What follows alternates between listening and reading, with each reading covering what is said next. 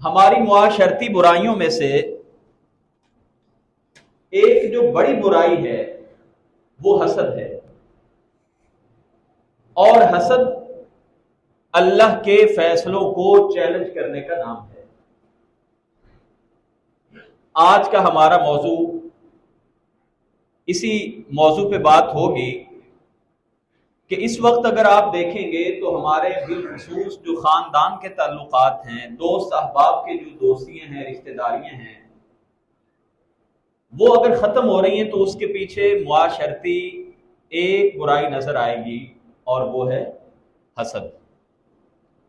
دوسروں سے جلنا، کسی کے پاس کوئی نعمت دیکھ کے اس کے خلاف تبصرے کرنا، اس کے پاس یہ چیز کہاں سے آ گئی۔ یہی وہ برائی ہے کہ جو روحانی طور پہ بھی، جسمانی طور پہ بھی اور معاشرتی طور پہ بھی ہر پہلو کے اعتبار سے انتہائی خطرناک بیماری ہے۔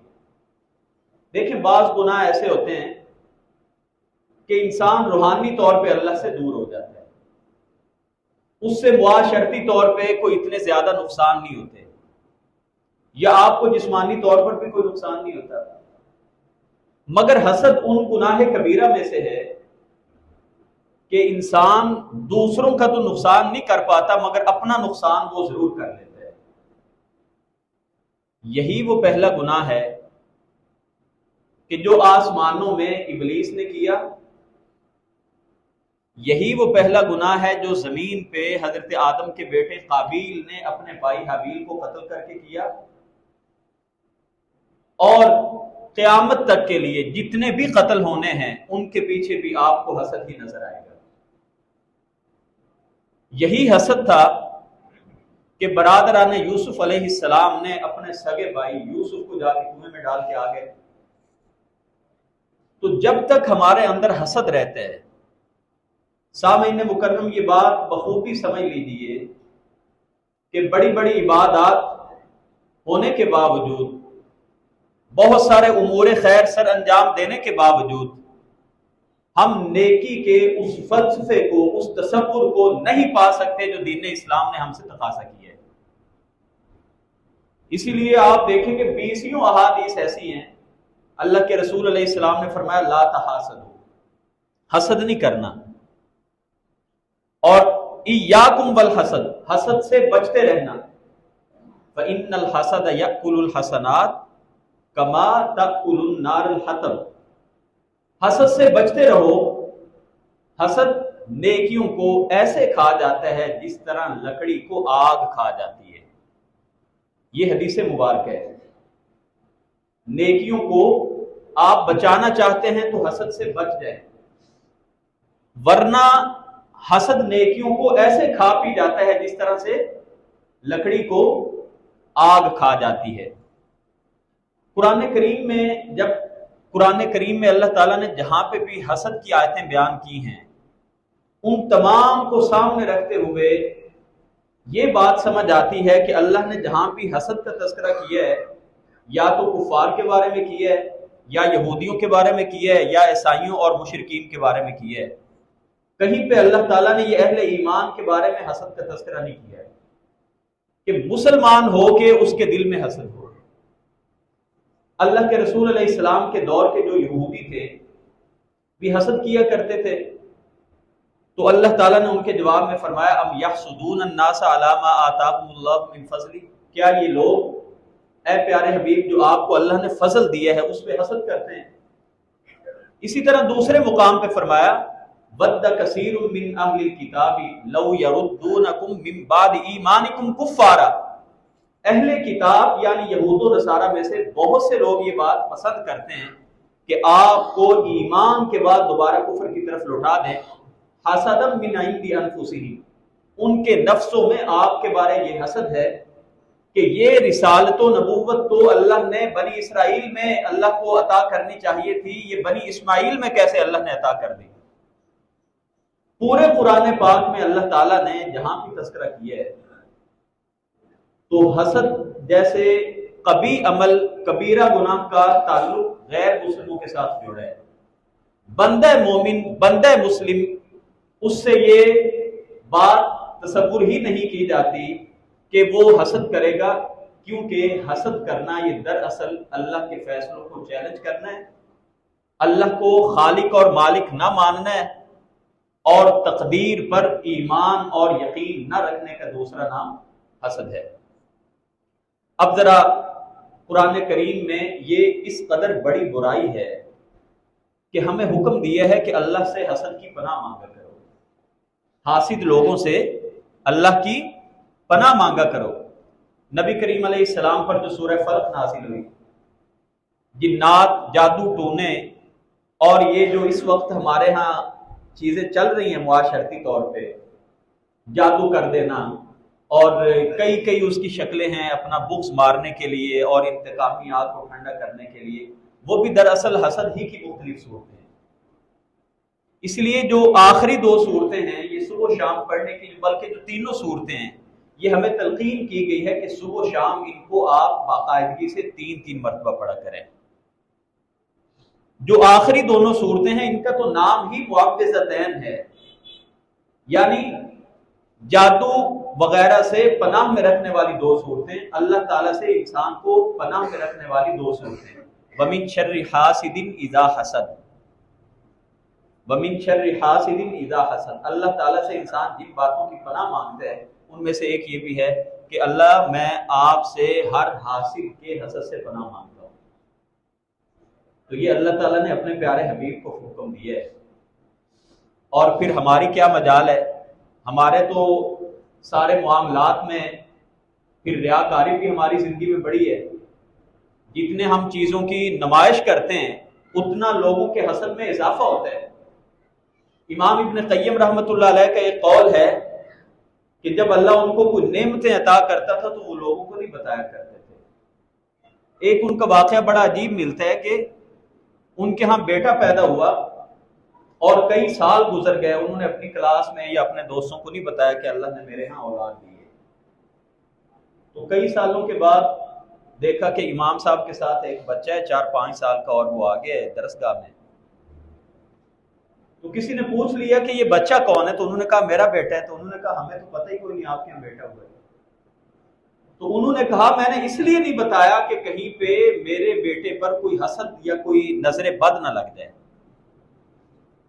محض یہ ایک واقعہ ہے، کیونکہ نظر لگ جانا اس میں دوسرے آدمی کا برا ہونا بھی ضروری نہیں ہے۔ اسی ضمن میں ایک اور بات بھی عرض کرنا چاہتا ہوں کہ حسد ہی کی ایک شکل جو ہے نا وہ نظر بد بھی ہے، جسے ہم کہتے ہیں نا جی اس بچے کو تو نظر لگ گئی ہے، اور یہ بچوں کو نہیں بڑوں کو بھی نظر لگ سکتی ہے، جیسا کہ ایک صحابی کے بارے میں آتا ہے، اور یہ نظر نیک لوگوں کی بھی لگ سکتی ہے۔ اکثر ہم یہ بات کرتے ہیں جنہیں کہ صرف جو برے لوگ ہوتے ہیں ان کی نظر لگ سکتی ہے، حتیٰ کہ اپنے ماں باپ کی نظر اپنی اولادوں کو لگ سکتی ہے۔ صحابہ کرام رضوان اللہ علیہم اجمعین سے بڑھ کے تو کوئی نیک نہیں تھا۔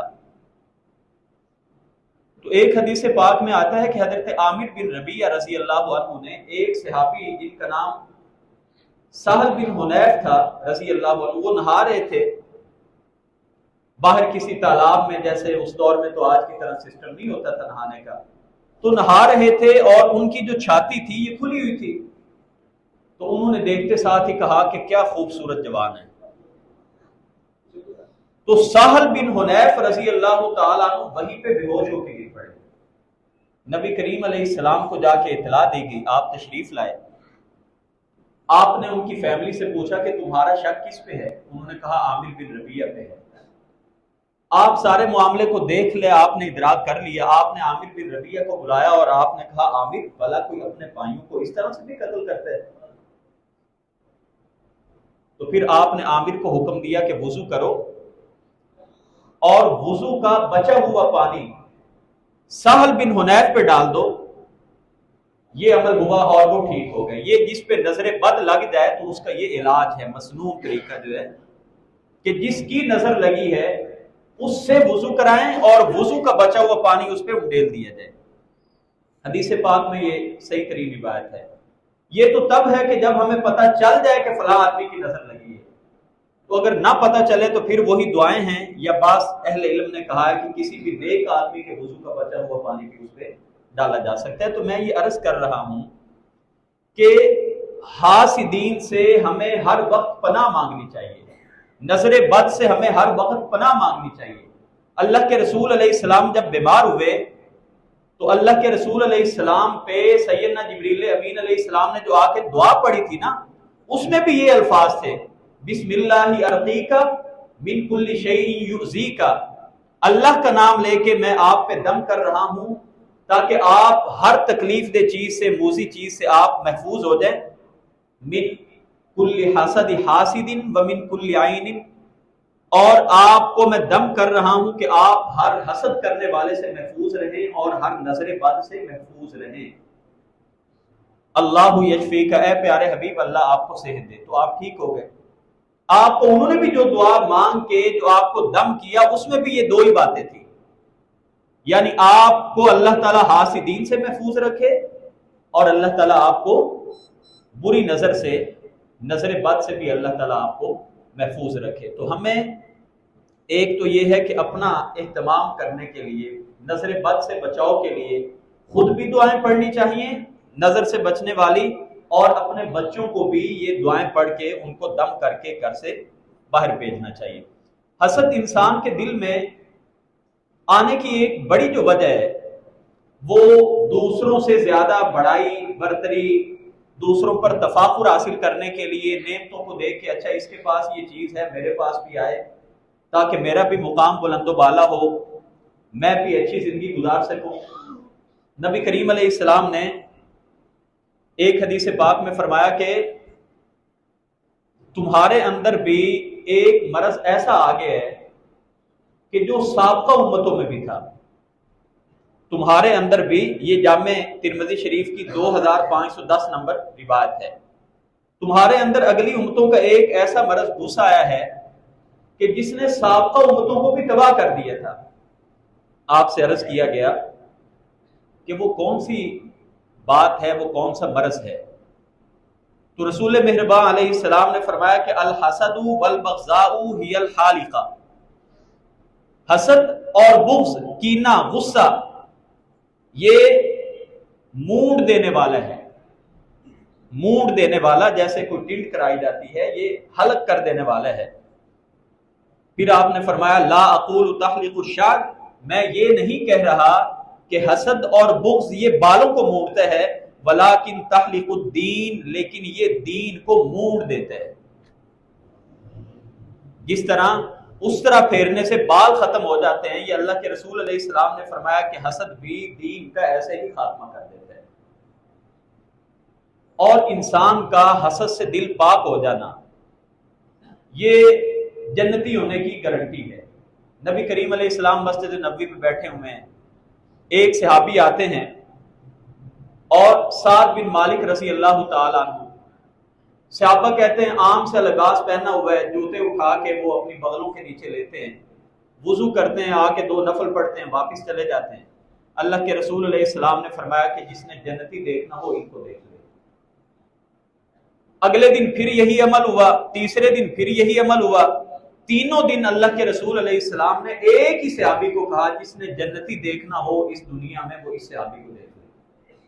سعد بن مالک رضی اللہ تعالیٰ، عبداللہ بن عمر بن عاص یہ ان کے گھر پہنچ جاتے ہیں اور جا کے کہتے ہیں کہ میں آپ کے ہاں مہمان رہنا چاہتا ہوں، میرے گھر میں کوئی مسئلہ ہوا ہے۔ یہ مصلحت کے تحت انہوں نے تھوڑی سی بات کو بدل کے بیان کیا تاکہ میں یہ تو دیکھوں کہ یہ کون سا عمل کرتے ہیں اور پھر میں بھی اپنی زندگی میں وہ عمل لے کے آؤں۔ 3 دن ان کے گھر میں رہے، 3 دن رات کہا کرتے تھے میں سوتا نہیں تھا کہ میں دیکھوں اب یہ جو سعد ہیں یہ عمل کون سا کرتے ہیں جو اللہ کے رسول علیہ السلام نے ان کو جنتی قرار دے دیے۔ تیسرے دن کے بعد کہنے لگے کہ بھائی میں گھر میں کوئی معاملہ نہیں ہوا تھا، میں یہ بات اللہ کے رسول علیہ السلام سے سنی تھی اور میں دیکھنے آیا تھا کہ آپ عمل ایسا کون سا کرتے ہیں، مگر مجھے کوئی خاص بات نظر نہیں آئی۔ آپ رات کو زیادہ کوئی تہجد بھی نہیں پڑھتے، ہاں میں نے یہ دیکھا کہ آپ نے تہجد کی 12 رکعتیں پڑھی ہیں مگر کوئی بڑی لمبی طویل نہیں پڑھی۔ تو اس طرح کی عبادت تو بہت سارے صحابہ کرام رضوان اللہ علیہم اجمعین کرتے ہیں، آپ میں کون سی خوبی ہے کہ جو اللہ کے رسول علیہ السلام نے آپ کے بارے میں یہ بات کی؟ وہ سوچتے رہے اور پھر کہنے لگے کہ میرے اندر اور تو کوئی ایسی خوبی نہیں ہے جو میں کوئی ایکسٹرا کام کرتا ہوں، نہ میں کوئی زیادہ مالدار ہوں، نہ میں زیادہ اللہ کی راہ میں کوئی بہت زیادہ نفلی روزے رکھتا ہوں۔ ہاں، دو باتیں میرے اندر ایسی موجود ہیں کہ میں سمجھتا ہوں کہ شاید اس وجہ سے اللہ تعالیٰ نے میرے لیے جنت کا اہتمام کر رکھا ہے۔ تو پہلی بات انہوں نے کہا کہ میں کبھی بھی اپنے کسی بھائی کے بارے میں دل میں کینہ اور بغض نہیں رکھتا، دل کو صاف رکھتا ہوں۔ اور دوسری بات، میں نے کبھی کسی کے پاس کوئی نعمت دیکھ کے حسد نہیں کیا، نعمت دیکھ کے حسد کبھی نہیں کیا۔ اور اگر ہم اپنے آپ کو یہاں پہ رکھیں اس حدیث پاک پہ، تو ہمارا دل کینے سے، بغض سے، کدورتوں سے بھرا ہوا ہے، اٹا ہوا ہے۔ کسی مجلس میں بیٹھ جائیں، غیبت، چغلی، بد کلامی، دوسروں کے بارے میں دوسروں کی عزتوں کو تاتار کرنا، دوسروں کے لباس اتارنا، دوسروں کی عزتوں سے کھیلنا، اس کے علاوہ ہمیں کوئی کام ہی کوئی نہیں۔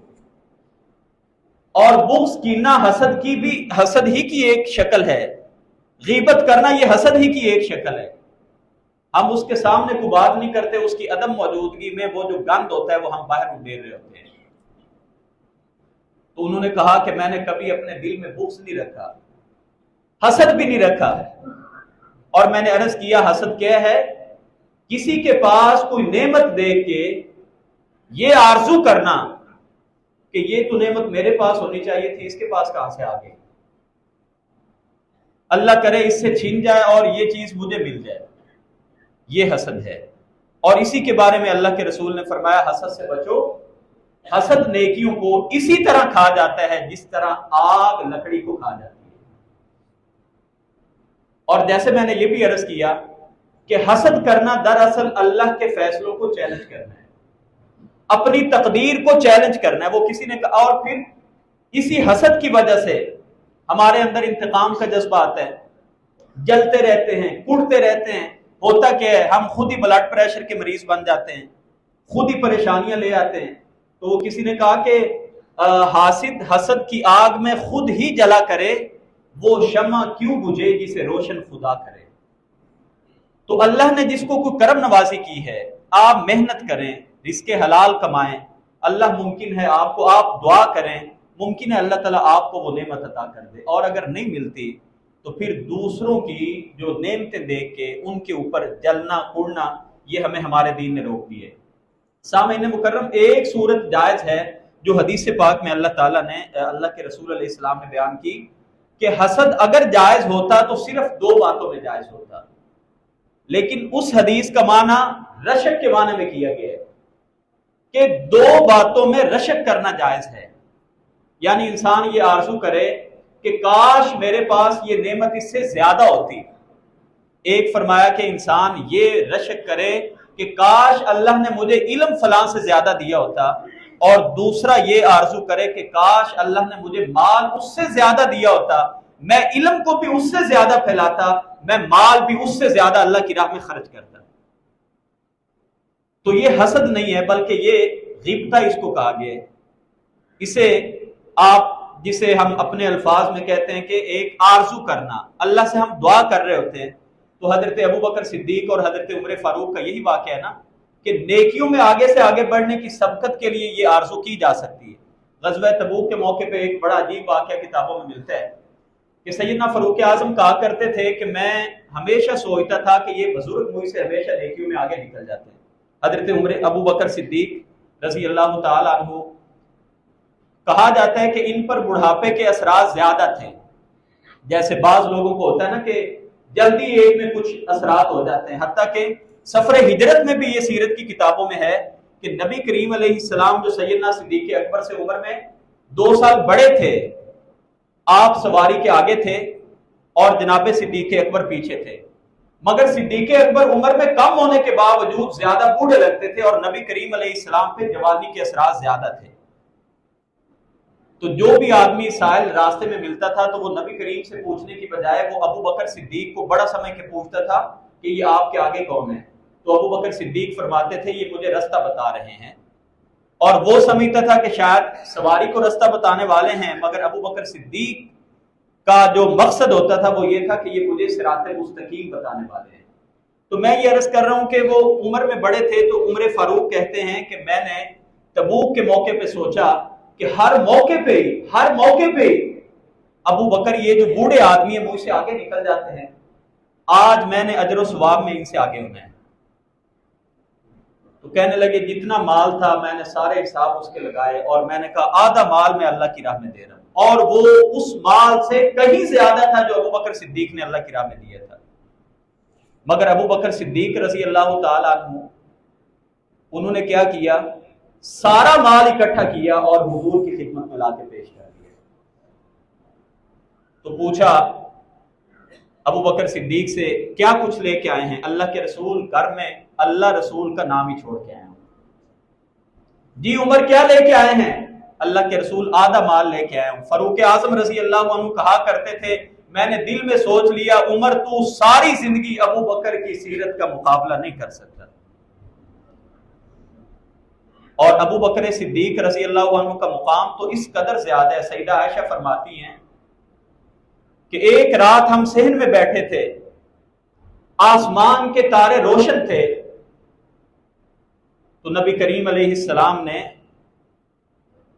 حضرت عائشہ صدیقہ رضی اللہ تعالی عنہ نے نبی کریم علیہ السلام سے پوچھا کہ کیا کوئی ایسا بھی آدمی ہوگا جس کی نیکیاں اتنے تاروں جتنی ہوگی؟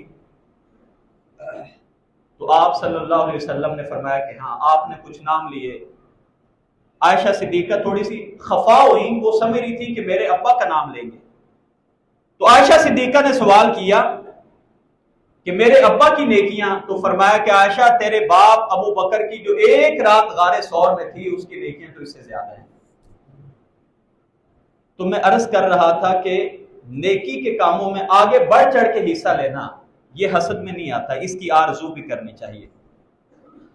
اور اسی طرح ایک مہاجرین جو صحابہ کرام غریب غربت ہیں ان کا بھی واقعات ہے کہ وہ اللہ کے رسول کے پاس شکایت لے کے آئے، اللہ کے رسول جو انصار ہمارے بھائی مسلمان ہیں یہ نیکیوں میں بڑے آگے نکل گئے ہیں۔ حضور نے پوچھا وہ کیسے؟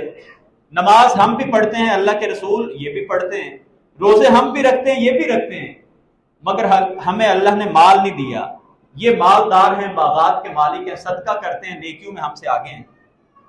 تو اللہ کے رسول علیہ السلام نے ان کو بھی کچھ وظیفے بتائے، کچھ آپ نے فرمایا کہ لوگوں کو اچھی بات کہہ دینا بھی صدقہ ہے، لوگوں کی مدد کرنا، ان کو سواری پہ بٹھا لینا بھی صدقہ ہے۔ اور ان سے اللہ کے رسول نے فرمایا تھا کہ ہر نماز کے بعد 33 مرتبہ سبحان اللہ، 33 مرتبہ الحمدللہ اور 34 مرتبہ اللہ اکبر اگر تم پڑھتے رہو گے تو ان انصار مالدار صحابہ سے نیکیوں میں آگے نکل جاؤ گے۔ اور یہ بھی فرمایا کہ نیکیوں میں کوئی بھی تمہارا مقابلہ نہیں کر سکے گا مگر صرف وہی جو یہ عمل کرے گا۔ چند دن گزرے، یہ وظیفہ انصار صحابہ کو بھی پتہ چل گیا، مہاجرین پھر شکایت لے کے آگے اللہ کے رسول یہ تو ان کو بھی پتہ چل گیا۔ تو آپ نے فرمایا ھذا فضل اللہ یؤتیہ من یشاء، یہ اللہ کا فضل ہے، وہ جسے چاہتا ہے عطا کرتا ہے۔ تو نیکی کے کاموں میں ہمیں حکم دیا گیا ہے کہ ہم آگے سے آگے بڑھنے کی کوشش کریں۔ سامعین مکرم، اب حسد سے بچنے کے لیے 2-3 جو اہم باتیں ہیں کہ انسان اس سے محفوظ رہ سکے۔ ایک بات تو یہ ہے کہ ہمیں حکم دیا گیا ہے کہ لوگوں کی زندگیوں میں نا ہمیں ہر وقت نا تانک جانک کرتے رہ کریں، ہر وقت ہی لوگوں کی گاڑیوں پہ نظر، لوگوں کی جیبوں پہ نظر، لباس پہ نظر، اور دیکھ کے پھر اپنے پاس وہ چیز نہیں ہوتی تو پھر ہم حسد پہ آ جاتے ہیں۔ ہمیں حکم کیا دیا گیا ہے؟ حدیث پاک میں یہ صراحت موجود ہے، فرمایا کہ انظروا الی من اسفل منکم، کہ آپ اس کی طرف دیکھیں جو آپ سے درجے میں کمتر ہے، اور جو آپ سے بڑا ہے مال میں، گھر بار میں، مال و دولت میں، عہدے میں، اس کی طرف نہ دیکھو۔ اس کی طرف دیکھنے سے انسان کے اندر ناشکری کا جذبہ پیدا ہوتا ہے، مگر اپنے سے کمتر کو دیکھیں گے تو آپ میں ناشکری نہیں آئے گی، آپ اللہ کا شکر ادا کریں گے، اللہ تو نے مجھے اس سے تو بہتر رکھے۔ سامعین مکرم، ہمیں حکم یہ دیا گیا ہے کہ نیکی کے کاموں میں اپنا معیار اپنے سے اونچے کو رکھو، نیکی کے کاموں میں جو آپ سے زیادہ صاحب اخلاق ہے اس کو دیکھو کہ یار میں اس سے آگے جانے کی کوشش کروں.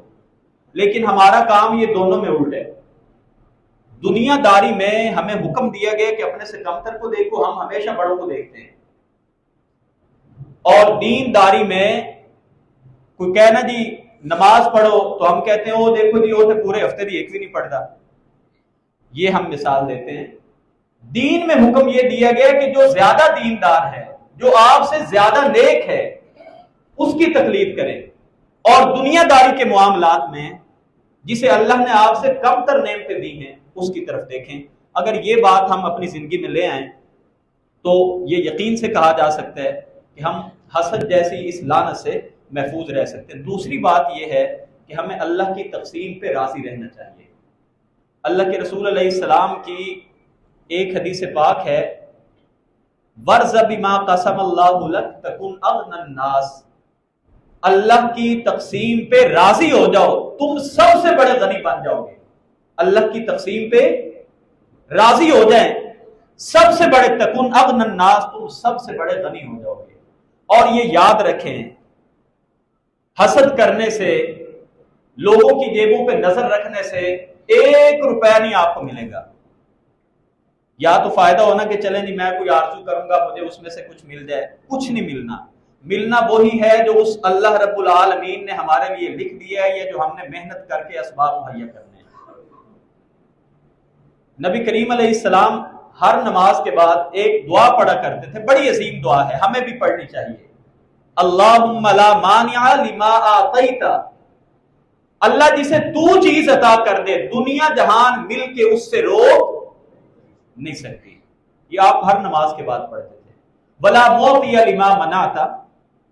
اور جسے تو عطا نہ کرنا چاہے اسے کوئی عطا کر. یہی قرآن پاک کی 2 بڑی بڑی آیتیں ہیں. ما یفتح اللہ للناس من رحمت فلا ممسک لہا. اللہ جس پہ اپنی رحمتیں کھول دے ان کو کوئی روک نہیں سکتا. وما یمسک فلا مرسل لہ من بعدہ. اور اگر اوپر سے دروازے بند ہو جائیں تو ساری دنیا کے بابے شاپے مل کے بھی نہیں کھول سکتے. اللہ کا نظام اتنا کمزور نہیں ہے کہ اللہ کے فیصلوں کو ساری دنیا کے مل کے نیکوکار پیغمبر اولیاء بھی مل کے چیلنج کر سکیں. ساری دنیا ایک طرف، اکیلا اللہ رب العالمین ایک طرف. اللہ کے فیصلوں کو کوئی اس پر کوئی غالب نہیں ہو سکتا. اللہ کے فیصلے مغلوب نہیں ہو سکتے. اسی بات کو اللہ تعالیٰ نے قرآن پاک کے دوسرے مقام پہ بیان کیا. وَإِن يَمْسَسْكَ اللَّهُ بِضُرٍّ فَلَا كَاشِفَ لَهُ إِلَّا هُوَ. اللہ نے اگر تمہارے لیے تکلیف لکھ دی ہے، دنیا جہان مل کے اس تکلیف کو ختم نہیں کر سکتے. یہ قرآن ہے اور اللہ ہمیں قرآن پڑھنے کی توفیق عطا کرے. ہم نے قرآن کو چھوڑا، آج دنیا میں برباد ہو رہے ہیں، رسوا ہو رہے ہیں، تباہ ہو رہے ہیں، ذلیل و خوار ہو رہے ہیں. کاش مسلمانوں نے قرآن کو پڑھا ہوتا جو اسلام کی ترجمان کتاب ہے. آج مسلمانوں کے حالات رب کعبہ کی قسم یہ نہ ہوتے. تو یہ تصور ذہن میں رکھیں. اور یہی تصور اللہ کے رسول نے اپنے چچا زاد بھائی عبداللہ بن عباس کو جب وہ سواری کے پیچھے بیٹھے تھے ان سے فرمایا تھا کہ وَعْلَمْ أَنَّ الْأُمَّةَ لَوْ اجْتَمَعَتْ عَلَىٰ أَن يَنفَعُوكَ بِشَيْءٍ لَمْ يَنفَعُوكَ إِلَّا بِشَيْءٍ. اے میرے کزن، اے نوجوان، اس بات کو اچھی طرح سے جان لو کہ اگر ساری کی ساری امت جمع ہو جائے تمہیں کوئی نفع پہنچانا چاہے، لم ينفعوك الا بشيء، تمہیں رتی برابر نفع نہیں پہنچا سکتے، صرف اتنا جتنا اللہ نے تیرے مقدر میں لکھا ہوا تھا. یہ ہو سکتا ہے آپ کے مقدر میں لکھا تھا، آپ نے کسی سے بات کی، اس نے آپ کی سفارش کر دی، آپ کا کام ہو گیا، گویا کہ آپ کا مقدر لکھا ہوا تھا. وَعْلَمْ أَنَّ الْأُمَّةَ لَوْ اجْتَمَعَتْ عَلَىٰ أَن يَضُرُّوكَ بِشَيْءٍ. اور اس بات کو بھی جان لو کہ اگر ساری دنیا تمہیں کوئی ضرر نقصان پہنچانے پہ آ جائے، لم يضروك، وہ تمہیں نقصان. یہی لا الہ الا اللہ کا یہی مطلب ہے. نبی کریم علیہ السلام نے جب مکہ فتح کیا نا تو آپ نے کچھ لوگوں کے نام لے لے کے کہا کہ یہ اگر کعبے کا پردہ بھی پکڑ کے کھڑے ہوں تو ان کو قتل کر دینا. ان میں سے ابن خطل بھی تھا جسے قتل کیا گیا. ایک اکرمہ بن ابی جہل بھی تھا، ابو جہل کا بیٹا. یہ وہاں سے بھاگ گئے، بعد میں صحابی رسول بنے. یہ جب دریا میں بیٹھے تو لہریں آئیں، طوفان چلا، لوگوں نے کہا اللہ ہمیں بچا لے، تو اکرمہ کہنے لگے کہ یہی بات تو محمد کر رہے ہیں کہ پانیوں میں بھی صحرا میں بچانے والی ایک اللہ کی ذات ہے۔ تو اللہ نے کہا جب یہ تنہائی میں جاتے ہیں، جب ڈوبنے لگتے ہیں، تو اس وقت پکارتے ایک اللہ کو ہی ہیں، پھر نہیں کہتے کہ فلاں فلاں فلاں۔ اور آج ہماری زندگیوں میں کس قدر اللہ کی ناقدری ہے، وما قدر اللہ حق قدری، لوگوں نے اللہ کی جو قدر پہچاننی چاہیے تھی اس کو پہچانا ہی نہیں ہے۔ کسی سے پوچھ لیں جی ہاں جی وہ بزرگوں نے بڑا ایک ہمیں بڑا کرم ہم پہ ہو گیا، بزرگوں نے دعا کی تھی یہ چیز مل گئی ہے، بیٹا ہوا ہاں جی وہ پوائنٹن پاک کے صدقے یہ مل گیا ہے، اور کاروبار ملا ہے جی وہ سارے دائیں بائیں منسوخ کرتے ہیں، اور اگر کوئی حادثہ ہو جائے ٹانگ ٹوٹ جائے ہاں جی جو اللہ نے منظور۔ یعنی اللہ کا ہم نے مقام و مرتبہ یہ پہچانا کہ کائنات کی جتنی نعمتیں مل رہی ہیں وہ بڑوں کی دعائیں جی بزرگوں نے دعا کی تھی، اور کہیں پر زندگی میں اللہ تعالیٰ کی انعامات، اس کی کرامتیں، اس کی عنایتیں وہ ہم اللہ کی طرف منسوب نہیں کرتے، مگر جب برا وقت آ جائے تو پھر کہتے ہیں کہ یہ جی بس اللہ کے فیصلے ہیں جو ہو جائے۔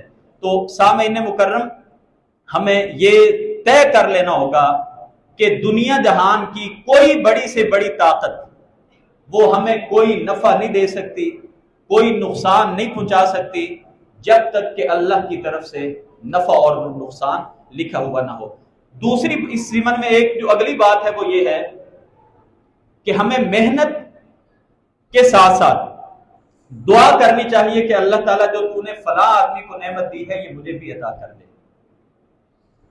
یہ دو تین باتیں اگر ہماری زندگی میں آ جائیں تو میرا خیال ہے کہ ہمارے اندر حسد جیسی جو لعنت یا کبیرہ گناہ ہے ہم اس سے محفوظ رہ سکتے ہیں۔ آخری بات اس ضمن میں یہ ہے کہ ہم دوسروں کے حسد سے محفوظ کیسے رہ سکتے ہیں۔ یہ تو ہم نے بات کی نا کہ ہمیں حسد نہیں کرنا چاہیے، مگر دوسرے جیسے میں نے پہلے عرض کیا کہ نبی کریم علیہ السلام دیکھیں سید الانبیاء ہیں، مگر آپ جب بیمار ہوئے تو آپ کو جبریل امین نے جو دعا پڑھ کے دم کیا تھا اس میں یہ الفاظ تھے من حسد حاسدین، اے پیارے حبیب اللہ آپ کو حاسدین کے حسد سے محفوظ رکھے۔ تو جب اللہ کے رسول علیہ السلام پہ یہ دعا پڑھی گئی تو ہمیں تو یہ دعا پھر بالأولیٰ پڑھنی چاہیے کہ اللہ ہماری نعمتیں دیکھ کے جو حاسد ہے نا وہ حسد نہ کرنے لگ جائے، ہمیں نظر نہ کسی کی لگ جائے۔ نظر لگ جانا بھی حسد ہی کی ایک قسم ہے، اور یہ میں عرض کر چکا ہوں ابھی تھوڑی دیر پہلے کہ یہ باپ کی بیٹوں کو لگ سکتی ہے، اسی لیے ہمیں حکم دیا گیا ہے کہ جب آپ نے اس صحابی سے کہا نا جن کی نظر لگی تھی صحابی کو، تو آپ نے ان سے فرمایا تھا کہ جب تو نے اپنے بھائی کو دیکھا تھا تو تمہیں چاہیے تھا کہ تم کہتے ما شاء اللہ لا قوت الا باللہ۔ کیا کہتے؟ ما شاء اللہ لا قوت الا باللہ۔ تو اپنی اولاد کو آپ کی ماں باپ کی نظر لگ سکتی ہے، اسی لیے جب آپ کسی کو دیکھیں تو آپ کو یہ دعا پڑھنی چاہیے ما شاء اللہ لا قوت الا باللہ۔ ہمیں صبح و شام دعاؤں کا اہتمام کرنا چاہیے، خاص کر یہ جو دعا ہے کہ جو اللہ کے رسول علیہ السلام 3 اوقات صبح اور 3 ٹائم شام کو پڑھا کرتے تھے، اعوذ بکلمات اللہ التامات من کل شیطان وہامت ومن کل عین لامہ، جس میں یہ الفاظ ہیں کہ اللہ مجھے ہر طرح کی نظر بد سے، لوگوں کی بری نظر سے، لوگوں کے حسد سے ہمیں محفوظ و مامون فرما۔ اور اگر ہم ان دعاؤں کا اہتمام کرتے ہیں تو مجھے یہ یقین ہے صبح و شام ہم آخری 2 کل پڑھنے کا اہتمام کرتے ہیں جو جادو سے بچاتے ہیں، انسان کو حاسدین کے حسد سے بچاتے ہیں، تو انشاءاللہ العزیز ہم لوگوں کے جو اس طرح کے ان کے خیالات ہیں، خیالات بد ہیں یا ان کے حسد ہیں یا ان کی نظر بد ہے، انشاءاللہ اللہ تعالی ہمیں ان کی اس نظر بد سے محفوظ رکھ سکتا ہے۔ اللہ تعالی ہمیں جو اللہ نے ہمارے حق میں لکھا ہے اس پہ راضی ہونے کی اللہ تعالی ہمیں توفیق عطا کرے، اور ایسے گناہ جن کو ہم گناہ سمجھ نہیں رہے ہوتے، ساری نمازوں کی نیکیوں کو اڑا کے راکھ کر دیتے ہیں، اللہ تعالیٰ ایسے گناہوں کا ادراک کر کے ہمیں اپنی سیرت اور کردار سے ان کو دور کرنے کی توفیق عطا فرمائے۔ وآخر دعوانا ان الحمدللہ رب العالمین۔